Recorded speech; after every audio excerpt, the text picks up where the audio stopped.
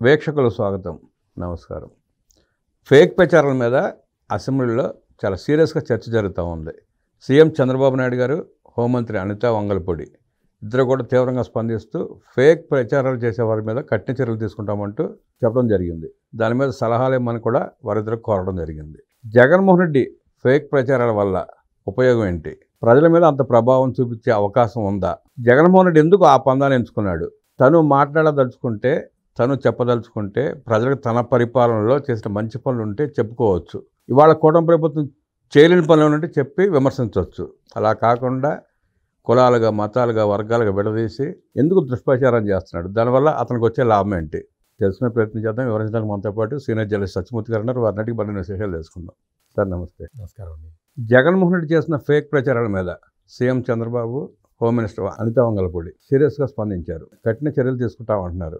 Jaganmohan Reddy fake ప్రచారాన్ని ఇంకా ప్రజలు నమ్ముతున్నారంటారా? వీళ్ళు అంత సీరియస్గా స్పందించడానికి కారణం ఏంటంటారు? ఇక్కడ మెయిన్గా మనం ఆలోచించాల్సిన విషయం ఏంటంటే, జగన్మోహన్ రెడ్డి ఫేక్ ప్రచారాన్ని ప్రజలు ఈరోజు నమ్మట్లేదు. జగన్మోహన్ రెడ్డి ఆశ ఏంటి అంటే, ఈరోజు నమ్మట్లేదని జగన్మోహన్ రెడ్డి కూడా తెలుసు. ఇట్లా కొన్ని రోజులు చెబుతూ పోతూ ఉంటే ఏదో ఒక నాటికి నమ్మకపోతారా అన్న ధైర్యంతో జగన్మోహన్ రెడ్డి ఈ ప్రయత్నం చేస్తూ ఉన్నాడు. దీన్ని గోబెల్స్ థియరీ అంటారు. అడాల్ఫ్ హిట్లర్ దగ్గర గోబెల్స్ అనే వ్యక్తి ఉండేవాడు. ఒకే అబద్ధాన్ని ఒక 100 మంది 100 సార్లు చెబితే అదే నిజమైపోతుంది అనేది గోబెల్స్ సిద్ధాంతం. ఆ గోబెల్స్ సిద్ధాంతాన్ని వంట పట్టించుకున్న జగన్మోహన్ రెడ్డి దాని ఫలితాన్ని ఇప్పటికే ఒకసారి అనుభవించాడు. మీకు తెలుసు కదా, తిరుమలలో పింక్ డైమండ్ అని చంద్రబాబు నాయుడు కొట్టేసి ఈ బెడ్రూమ్లో పెట్టుకున్నాడు అని చెప్పాడు.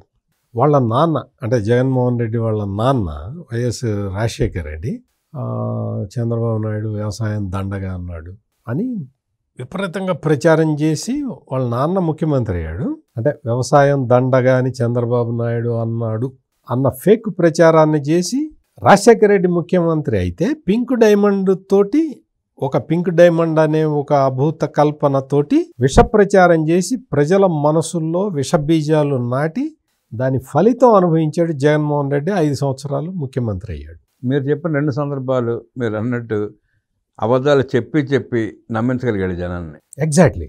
అసలు మీకు చంద్రబాబు నాయుడు టైంలో అంటే 2019 అసెంబ్లీ ఎన్నికలకు ముందు అసలు బంగారం తిరుపతి నుంచి బంగారం తీసుకెళ్తున్నారని, వెంకటేశ్వర స్వామి బంగారాన్ని చెన్నైలో బ్యాంకుల్లో పెట్టడానికి తీసుకెళ్తున్నారని, 3 వ్యాన్లలో తీసుకెళ్తే 1 వ్యాన్ మిస్ అయిందని, ఆ 1 వ్యాను ఎక్కడికి పోయింది, చంద్రబాబు ఇంటికి పోయిందా అని ఇట్లా ప్రచారాలు చేశారు. తెలుసా అండి మీకు?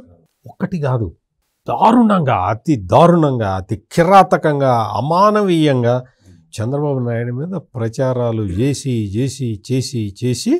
జగన్మోహన్ రెడ్డి ముఖ్యమంత్రి అయ్యాడు. ఆ తర్వాత మరి నీకు ఒక లోడు లారీ బంగారం మిస్ అయితే మరి నువ్వేం చేసావు? అధికారంలోకి వచ్చావు కదా. 5 సంవత్సరాలు ఏం చేశాడు? ఏం చేసావు? పింక్ డైమండ్ అని ఏం చేసావు? ఒక్కటి కాదు, వాళ్ళ నాన్న కూడా చంద్రబాబు నాయుడు వ్యవసాయం దండగా అన్నాడు అన్నాడు. తర్వాత చంద్రబాబు నాయుడు సవాల్ చేశాడు, నేను వ్యవసాయం దండగాని ఎక్కడ అన్నానో చెప్పు రాజశేఖర రెడ్డి అంటే దానికి సమాధానం చెప్పడు. అంటే ఎందుకు చెప్తున్నానంటే, ఇప్పుడు ఈ రోజున కూటమి ప్రభుత్వం 164 సీట్లలో గెలిచి అధికారంలో ఉన్నది. జగన్మోహన్ రెడ్డికి ఆయనతో కలిపి 11 సీట్లు వచ్చినాయి. 164 స్థానాల్లో గెలిచిన కూటమిని సవాల్ చేయాలి అంటే నీకు కొంత ఓపిక ఉండాలి, చంద్రబాబు నాయుడు కన్నా కొంత నాలెడ్జ్ ఎక్కువ ఉండాలి, పవన్ కళ్యాణ్ కన్నా కొంత తెగింపు ఎక్కువ ఉండాలి, లోకేష్ పన్నే వ్యూహాల కన్నా నీ దగ్గర బెటర్ వ్యూహాలు ఉండాలి. ఈ 3 నీకు లేవు, ఏమీ లేవు నీకు. అందుకని కూటమి ప్రభుత్వం అధికారంలోకి రాగానే కరెక్ట్గా 14వ రోజునే రాష్ట్రంలో శాంతి పద్ధతులు లేవు, 36 మంది వైసీపీ కార్యకర్తల్ని అడ్డంగా నరికేశారు అని ఒక పచ్చి అబద్ధాన్ని అడ్డంగా చెప్పేశాడు. ఢిల్లీలో కూర్చొని మరీ చెప్పాడు. మరి ఏవయా, మరి 36 పేర్లు ఇవ్వవయా, వాటి మీద మేము యాక్షన్ తీసుకుంటాం, మేము మర్డర్ కేసులు పెట్టి వాళ్ళని ఇమ్మీడియట్గా అరెస్ట్ చేస్తాం అని హోంమంత్రి వంగలపూడి అనిత అడిగితే, మరి ఇప్పుడు 15 నెలలు అయింది, ఇప్పటి వరకు మరి ఆ 36 పేర్ల లిస్టు జగన్మోహన్ రెడ్డి తయారు చేయలే. గతంలో కూడా చంద్రబాబు నాయుడు గారు ముఖ్యమంత్రిగా ఉన్నప్పుడు 36 మంది కమ్మ డిఎస్పీలు అని చెప్పి అల్లరి చేశాడు. దాన్ని నమ్మించగలిగాడు. నమ్మించాడు. మొన్న కూడా అదే ప్రయత్నం చేశాడు. నమ్మించాడు. ఆ తర్వాత వాళ్ళ హోంమంత్రి, వాళ్ళ పేర్లు సుచరిత అనుకుంటా, ఆమె అసెంబ్లీలో కూర్చొని లేదు 36 మంది డిఎస్పీల్లో 2-3 కమ్మోళ్ళు ఉన్నారని చెప్పి, 36 మంది డిఎస్పీల్లో 2-3 కమ్మోళ్ళు ఉన్నారు, మిగిలిన వాళ్ళందరూ వేరే క్యాస్ట్లు అని చెప్పి మేకతోటి సుచరిత హోంమంత్రిగా అసెంబ్లీలో చెప్పాల్సిన పరిస్థితి వచ్చింది. అంటే ఏంటి అబద్ధం చెప్పావు కదా, జగన్మోహన్ రెడ్డి అబద్ధం చెప్పాడని ఒప్పుకున్నట్టే. అంటే నువ్వు ఇటువంటి అబద్ధాలు అప్పుడు చెప్పి ముఖ్యమంత్రియో, ఇప్పుడేమంటున్నావు, రాష్ట్రంలో శాంతి భద్రతలు లేవు అంటున్నావు. నిన్నగాక మొన్న ఏం చెప్తున్నాడు జగన్మోహన్ రెడ్డి, మొత్తం రాష్ట్ర ప్రభుత్వం మీద, ముఖ్యంగా చంద్రబాబు నాయుడు మీద విపరీతమైన వ్యతిరేకత ఉన్నది అని చెప్తున్నావు. విపరీతమైన వ్యతిరేకత ఉంటే నీకు ఇంత కష్టం ఎందుకు జగన్మోహన్ రెడ్డి? నువ్వు ఇంట్లో కూర్చుంటే గెలుస్తావు కదా, ప్రజలు ఇంటికి తండోపతండాలకు రావాలిగా. నువ్వు ఎందుకు ఇంత తాపత్రయపడుతున్నావు? నువ్వు ఎందుకు ఇన్ని అబద్ధాలు చెప్తున్నావు? నువ్వు ఇన్ని అబద్ధాలు చెప్పినా, నువ్వు కండక్టెడ్ టూర్స్ వేసుకుంటున్నా, నీ దగ్గరికి జనం ఎందుకు రావట్లేదు? నువ్వు జనాన్ని ఒక యాంగిల్లో, క్లోజప్ యాంగిల్లో చూపించుకొని వాళ్ళందరూ ఎగబడుతున్నవన్నీ విజువల్స్ వేసుకొని ఎందుకు బతుకుతున్నావు? నువ్వు లాంగ్ డ్రోన్ షాట్ ఎందుకు చూపించట్లా? నీ పర్యటనలో నువ్వు లాంగ్ డ్రోన్ షాట్ ఎందుకు చూపించారు? నీ దగ్గర డ్రోన్లు లేకపోతే ఆంధ్రప్రదేశ్ పోలీసు వాళ్ళని అడిగితే ఒకటి ఇస్తారు, నీకు ఇస్తారు. అక్కడ మనం బంగారుపాళ్యంలో పోలీసులు డ్రోన్లు ఉపయోగించారు. డ్రోన్ కెమెరాలు ఉపయోగించేసరికి ఈ జగన్మోహన్ రెడ్డి బంగినపల్లి మామిడి పండ్లు, తోతాపూరి మామిడి పండ్లు చోట స్టోర్ చేయటం, 3 ట్రాక్టర్లలో ఈయన వస్తున్నాడు అనగానే తీసుకెళ్ళిపోయటం, ఈయన ఇచ్చిన రూట్ కాకుండా వేరే రూట్కి వెళ్తున్నాడని ముందరే పోలీసులు గ్రహించి నువ్వు ఈ రూట్ ఇవ్వలేదు అటుపో అని చెప్పటం, లేకపోతే అక్కడ కూడా గొడవ చేసేవాడు అనమాట. సీన్ క్రియేట్ చేద్దామని ప్లాన్ వేశాడు. డ్రోన్ కెమెరాలతోటి మొత్తం అంత అభాస్పాలు అయిపోయాడు జగన్మోహన్ రెడ్డి. ఇట్లా ఇదే కాదు, చిన్న చిన్న విషయాలు కూడా రామబ్రహ్మం గారు తప్పుడు ప్రచారాలు చేసుకుంటూ బతకటం జగన్మోహన్ రెడ్డికి అలవాటు అయిపోయింది. యూరియా దొరకట్లేదని తెలంగాణలో ఫోటోలు వేసి ప్రచారం చేశావు కదా. కుప్పంలో పెద్ద పెద్ద క్యూలు ఉన్నాయని రాసావు కదా, నీ మీడియాలో రాసావు కదా. వ్యవసాయ శాఖ మంత్రి అచ్చెన్నాయుడు ప్రాతినిధ్యం వహించే టెక్కల్లో మొత్తం లాంగెస్ట్ క్యూస్ ఉన్నాయి ఎరువుల కోసం. మీరు ఇదేనా అచ్చెన్నాయుడు, నువ్వు చేసేది ఇదేనా వ్యవసాయ శాఖ మంత్రిగా? చంద్రబాబు నాయుడు, నువ్వు ముఖ్యమంత్రిగా నువ్వు చేసేది ఇదేనా అని రాసావు కదా. ఒక్కసారి చూసినప్పుడు కుప్పంలో కానీ టెక్కల్లో కానీ అసలు ఆ మాటకు వస్తే ఆంధ్రప్రదేశ్లో ఎక్కడ నూకండ్ కార్నర్లో ఎక్కడైనా సరే ఎరువుల కోసం రైతులు కొట్టుకున్నారా, క్యూలో నిలబడ్డారా? నీకు అంటే ఇది ఎందుకు చెప్తున్నానంటే, రైతులు ఆందోళన చెందటం సహజం. అంటే ఒక తప్పుడు ప్రచారం జరిగినప్పుడు ఆ తప్పుడు ప్రచార ప్రభావానికి లోనైపోయి రైతులందరూ ఏం చేస్తారంటే, ఇక రేపు దొరకదేమో అన్న ఉద్దేశంలో 5 కట్టలు కావాల్సిన వాడు 10 కట్టలు తీసుకెళ్ళి ఇంట్లో పెట్టుకుంటాడు. సహజం కదండి, భయంతో. దాంతో ఏమవుతుందంటే ఆర్టిఫిషియల్గా కొంత స్కేర్సిటీ ఏర్పడుతుంది. ఇప్పుడు మీకు తెలియదు కదా, మనందరం పల్లెటూళ్ళ నుంచి వచ్చిన వాళ్ళమే. ఒక ప్రైమరీ అగ్రికల్చర్ సొసైటీలో ఇగో ఇంతమంది రైతులు ఉన్నారు, ఇన్ని ఎకరాలు సాగు చేసుకుంటున్నారని లెక్క ఉంటుంది కదా. ఆ లెక్క ప్రకారం ఎంత ఎరువులు పంపించాలో అంత ఎరువులు పంపిస్తే ఒక రైతు ఏదో ఇన్ఫ్లుయెన్స్ ఉపయోగించో లేకపోతే మంచితనంతో ఎక్కువ కట్టలు తీసుకెళ్తే చివరికి తగ్గుతాయి కదా. ఇది జరిగింది. ఇది ఒక్క ఆంధ్రప్రదేశ్లోనే కాదు, మొత్తం దేశవ్యాప్తంగా కూడా ఇదే పరిస్థితి ఉంది. ఆంధ్రప్రదేశ్లో 0.5 అండి ఈ సమస్య, దేశం మీద పోలిస్తే. ఎగ్జాక్ట్లీ. ఎందుకు ఆంధ్రప్రదేశ్లో ఇది క్రియేట్ చేయటానికి, ఈ యూరియా స్కేర్సిటీని క్రియేట్ చేయటానికి జగన్మోహన్ రెడ్డి శతవిధాల ప్రయత్నం చేశాడు. అందులో ఒక ప్రధానమైన క్యాంపెయిన్ ఏంటి తెలుసా?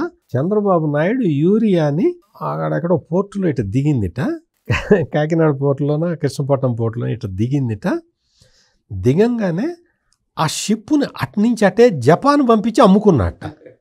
బెతాళ కథలు ఏమి రాస్తారు అంటే, షిప్పు దిగకుండా అక్కడి నుంచి అక్కడే అమ్ముకున్నట్ట చంద్రబాబు నాయుడు. అంటే కేంద్రానికి తెలియకుండా ఒక రాష్ట్ర ముఖ్యమంత్రి దొంగతనంగా షిప్ని అమ్మేస్తున్నాడు. అసలు షిప్ దిగలా, అట్నుంచి అటే షిప్ని జపాన్కి పంపించేసేట, సపరేట్ రూట్ వేసి.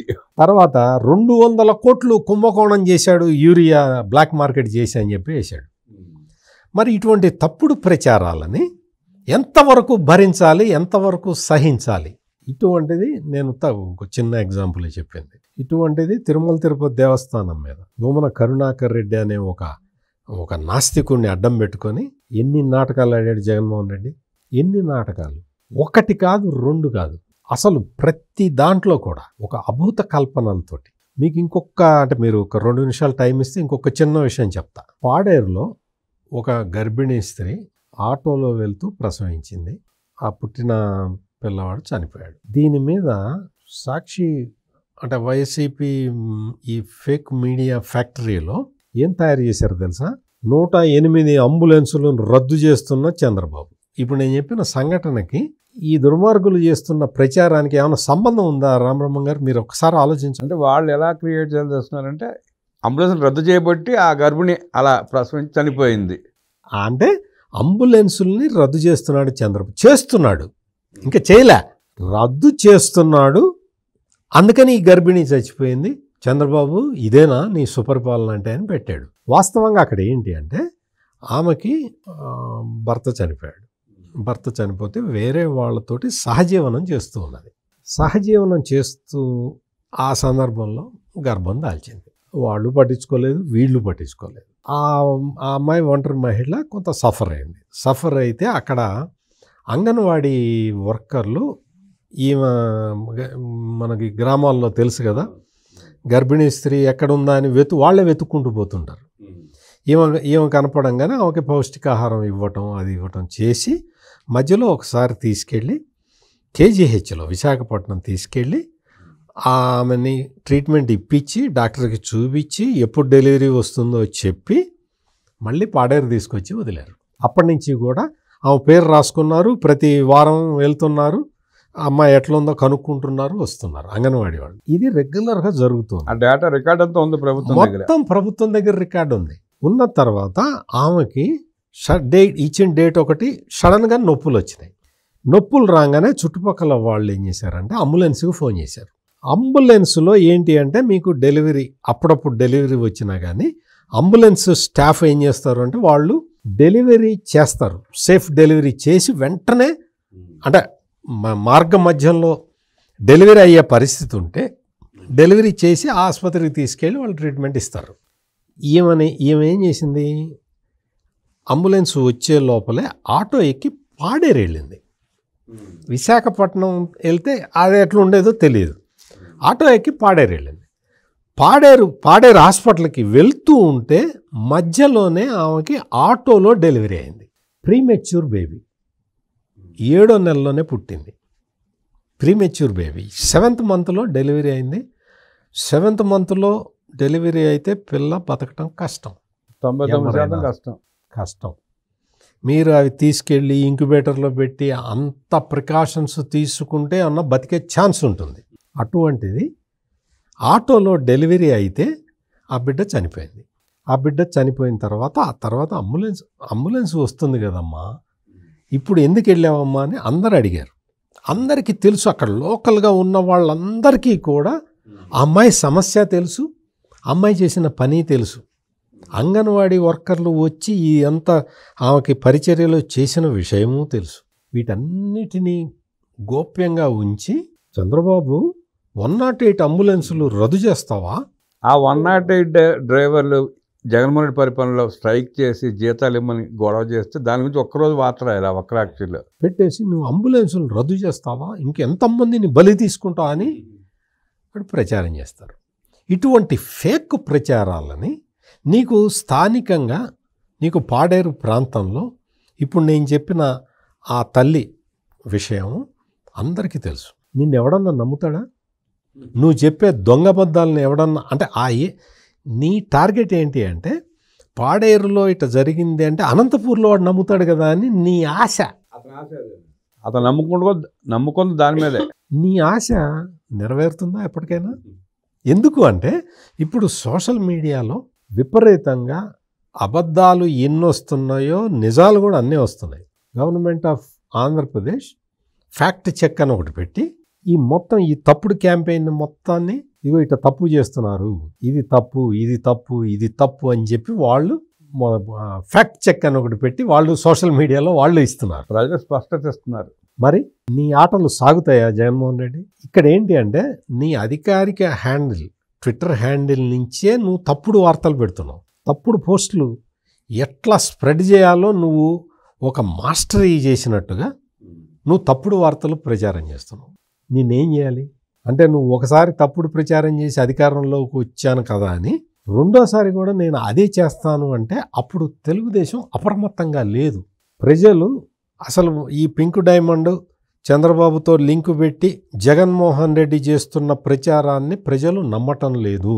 ఎందుకు అంటే చంద్రబాబు సిన్సియర్గా తిరుమల అభివృద్ధి కోసం పాటుపడుతున్నాడు అని తెలుగుదేశం పార్టీ మొత్తం భావించింది.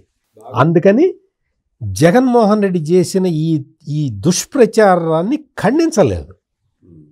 ఈ రోజున తెలుగుదేశం పార్టీ అలర్ట్గా ఉంది, గవర్నమెంట్ అలర్ట్గా ఉంది. వాళ్ళు సపరేట్గా ఫ్యాక్ట్ చెక్ అనే ఒక డిపార్ట్మెంట్ పెట్టి ఆ డిపార్ట్మెంట్ ద్వారా ఈ జగన్మోహన్ రెడ్డి చేస్తున్న తప్పుడు ప్రచారాన్ని ఎదుర్కొంటున్నారు. ఇటువంటివన్నీ జరుగుతూ ఉన్నాయి.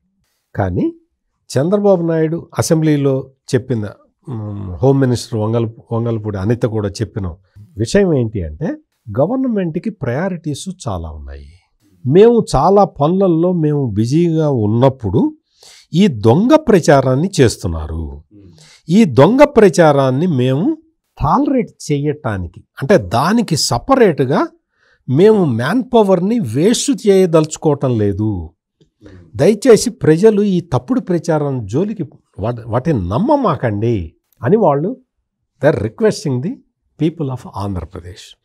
వాస్తవంగా మీకు ఆంధ్రప్రదేశ్లో ఇప్పుడున్న పరిస్థితి ఏంటి అంటే, క్రైమ్ అగెనెస్ట్ ఉమెన్ 4.84% లాస్ట్ ఇయర్తో పోలిస్తే ఈ సంవత్సరం తగ్గింది. వరకట్న మరణాలు 43% డిక్లైన్ కనిపిస్తున్నది. మర్డర్స్ ఆఫ్ ఉమెన్ 15% డ్రాప్ కనపడుతున్నది. ఫీమేల్ సూసైడ్స్ అంటే మహిళలు వివిధ కారణాలతోటి ఆత్మహత్యలు చేసుకోవటం 15% డ్రాప్ అయింది. వివిధ కారణాలతోటి మహిళలు ఆత్మహత్యలు చేసుకోవటం 59% తగ్గింది.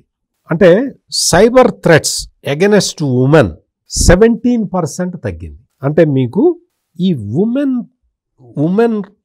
ఉమెన్ సెంట్రిక్గా జరిగే నేరాల సంఖ్య తగ్గటం అనేది it is the greatest achievement of a government. ఎందుకంటే women is vulnerable for crimes. అటువంటి ఉమెన్ని క్రైమ్ బారిన పడకుండా కాపాడటం అంటే అది గ్రేటెస్ట్ సక్సెస్. ఇప్పుడు ఆ సక్సెస్ని ఎంజాయ్ చేయాలా, ఈ దుష్ప్రచారాన్ని వీళ్ళు ఖండిస్తూ కూర్చోవాలా, ఇంకా ఆ పర్సంటేజ్ని ఇంకా తగ్గించటానికి వాళ్ళు ఇంకా ప్రయత్నం చేయాలా?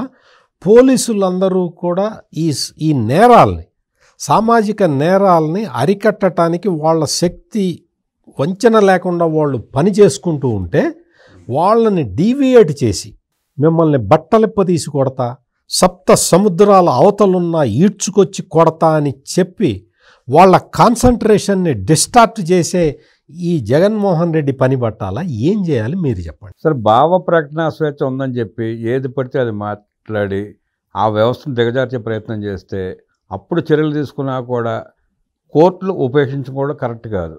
మతం గురించో లేకపోతే ఇంకోటి మాట్లాడి సమాజంలో ఎలా అయితే వైషమ్యాలు పెంచే ప్రయత్నం చేసేవాళ్ళు కఠినంగా శిక్షిస్తున్నారో అలాగే ఇలాంటి దుష్ప్రచారాలు చేసేవాళ్ళు కూడా కఠినంగా శిక్షించాల్సిన అవసరం ఉంది. ఖచ్చితంగా ఉంది.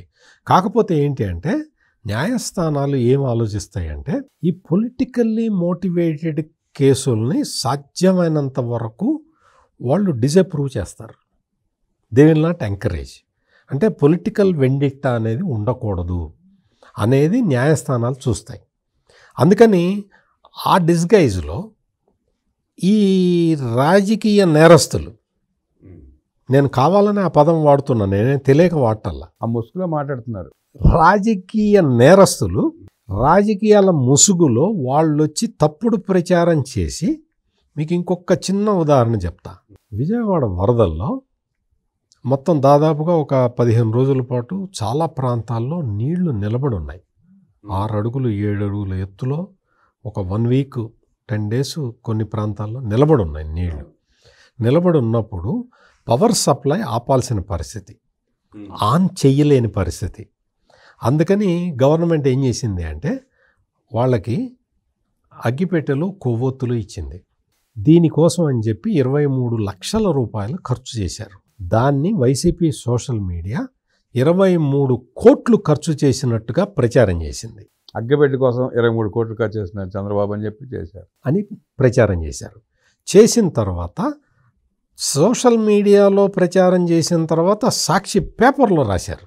సాక్షి పేపర్లో రాసిన తర్వాత సాక్షి టీవీలో దీని మీద డిబేట్ పెట్టారు. ఆ తర్వాత ప్రభుత్వం సాక్షి మీడియాకి నోటీస్ ఇచ్చింది. మేము ఖర్చు పెట్టింది 23 లక్షలు, మీరు 23 కోట్లు అని తప్పుడు ప్రచారం చేస్తున్నారు, మీరు దాన్ని సరిదిద్దుకోండి అని చెప్పి గవర్నమెంట్ అధికారికంగా నోటీసు పంపిస్తే ఆ తర్వాత 2 రోజులకి జగన్మోహన్ రెడ్డి ప్రెస్ కాన్ఫరెన్స్ పెట్టి ఏం చెప్పాడు తెలుసా?